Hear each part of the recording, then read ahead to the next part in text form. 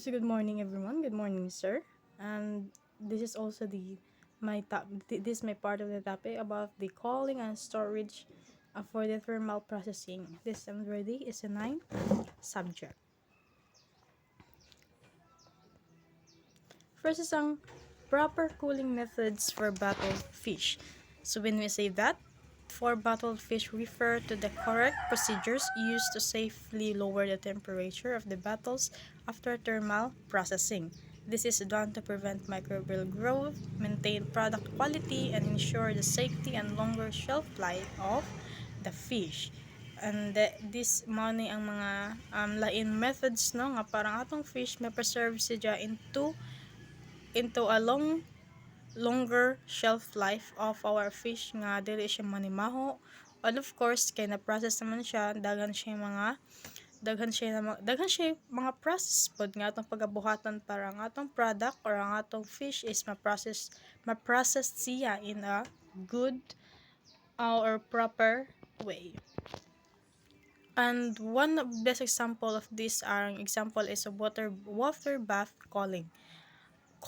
After heat processing, boiling, or sterilizing, bottles are immediately placed in clean, cold water to rapidly reduce temperature and stop further cooking. Kumbaga, imo siyang gi-blanch. After nimo gipainit, imo siyang gibutang dayon sa water. But kini in a cool water to rapidly reduce temperature and stop further cooking. So that is the other way nga para ma-process ng atong fish or ng atong product. And next is ang air cooling, room temperature cooling. Bottles are left to cool naturally in a clean, well-ventilated area away from the dust and insects. This is slower but helps prevent sudden temperature shock to glass container. So this is kung baga to siyang air drying no. That is from the word air. Ato siyang placed into surroundings without kanang mga machines or without ng mga ang atong bagabuhaton para ma-preserve ang atong fish, but also ato siyang gibutang lang siya sa well ventilated area away from the dust and insect from the word air. Kung baga ato siyang air drying. So running water cooling. Bottles are rinsed or submerged under running potable water to quickly bring down the temperature while maintaining hygiene. Ato siyang from the word running water. Ato siyang gi-placed into a water nga agas-agas para ang atong bottles is mahinlugid siya pag ayo. And next is ang step down cooling method. Bottles are gradually cooled by transferring them from hot water to warm water, then to colder water to prevent cracking and preserve product quality. So, ang atong bottles from the hot water, ato din siyang ibutang into a warm water.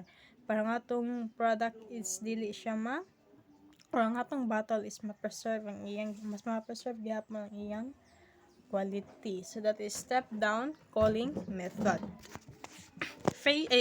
Next is ang forced air cooling using fans or cooling chambers to circulate around area bottles, speeding up cooling while avoiding direct contamination. So kini nagagamit na siya og fans or electric fan or cooling chambers para ang atong bottles is ma-avoid sa mga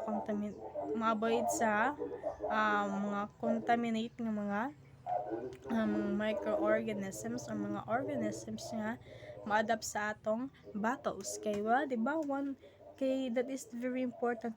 This example is very important gid no para ang atong bottles safe siya and edible pa siya para mabutangan o mga fish kay para makaon siya, di ba? From the word edible, para makaon siya.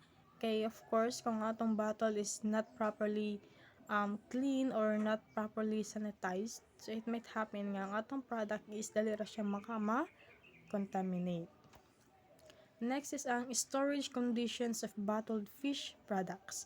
So when we say this, storage conditions of bottled fish products refer to the proper environment and handling practices needed to keep the product safe and high quality after processing. And then this This includes storing them in a cool, dry, clean place away from direct sunlight, maintaining stable temperatures, and ensuring the bottles remain properly sealed to prevent contamination and spoilage. No? After the process, diba? After the process of our product, dapat nga to iboton na to siya sa proper area, such as in a cool, dry place na dili siya mainitan. Kay it might happen nga ang atong product is malain ang iyang lasa ug ang quality once nga dili to na siya taron og pagplaster og butang sa area, no? Next is ang common problems in cooling and storage. First is ang improper sealing. Yeah, kay kung dili na to tarong pag seal ang atong product, so it might happen nga dali lang siya ma-contaminate o dali lang siya ma-spoil. And temperature abuse. Kung imong temperature, just like for example in the kung ito siyang gipa-direct to sunlight, so it might happen nga imong product is lahi ang iyang quality, especially sa iyang lasa. May moisture and contamination issues. Mo nang giingon nga dapat ato siyang ibutang in a proper area or the or storage room or storage area ka parang atong product is dili siya dali ma-contaminate or ma-spoil. Next is ang food safety and quality control. First, prevention of contamination. First, ang types of contamination, mao to ang mga physical, chemical, and biological. So, atong physical, mao tong para ma-prevent ang contamination ang atong mga buhok, dapat naka-proper PPE ka, no? Diba? And of course, the chemical, ato gyud siya labi na paggamit, labi na kung sa fish, kay nagitawag nga oxidation, nga kung once nga mahanginan ang isda, so it might happen nga ang imong isda ma-spoil yun, diba? And for the biological, of course katong mga microorganisms, na mga microorganisms nga mo-adapt sa imong fish once it is not properly washed or clean or nice or na storage bag tarong. And common sources of contamination in food sources. Dapat kung kalabi na kung processed food ka, dapat you have to make sure nga imong mga materials or imong mga tools and equipment is properly sterilized gud siya, kay parang atong product is good quality gud siya or na siya dili lain ang lasa o of course dili siya dali ma-contaminate o ma-spoil.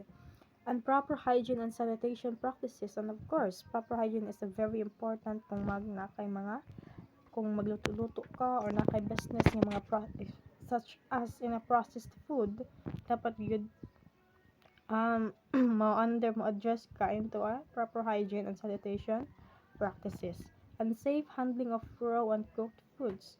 So kung hugaw ang imong kamot, ayo pod don't touch the raw materials, kaya it might happen nga ang imong fish or imong product is ma-contaminate o madali lang siya ma-spoil, and of course it might happen nga malain ang giyang lasa.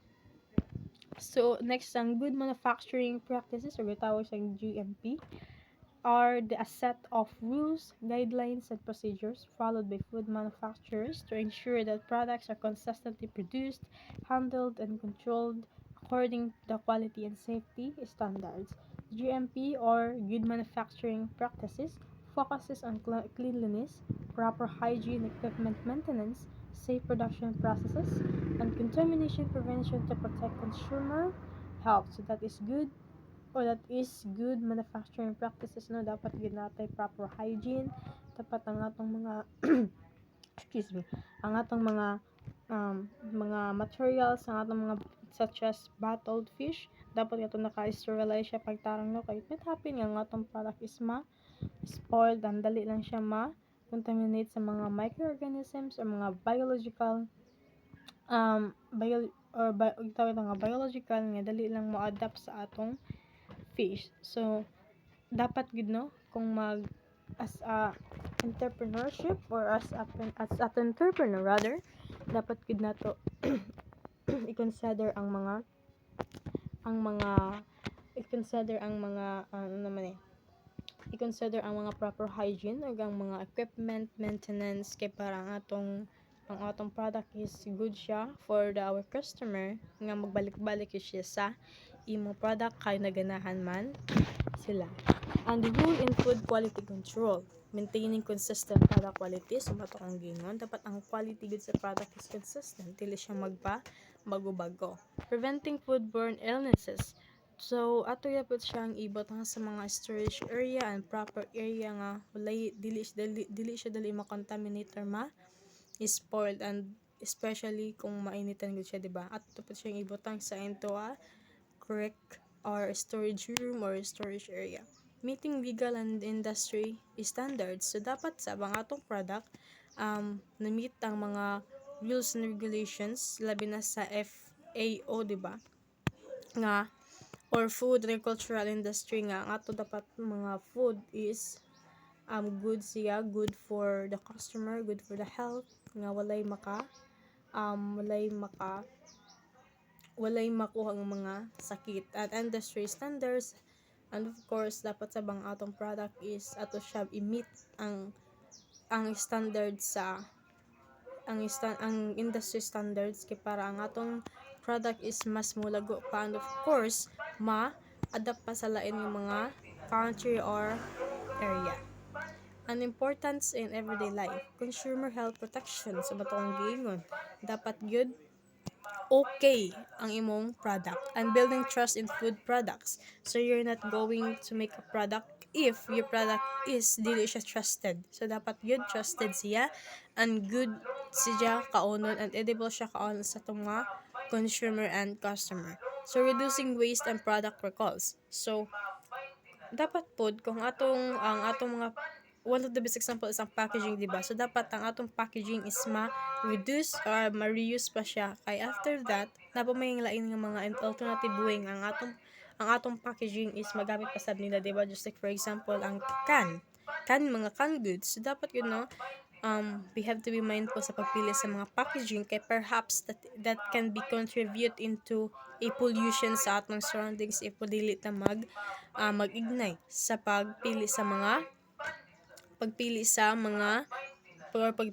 atong packaging. And that's the end of my topic. Food will continue to evolve as we address global challenges and embrace new possibilities. We believe in fostering innovation, promoting sustainability, and celebrating the joy of food in all its forms. And that's the end of my topic. Thank you.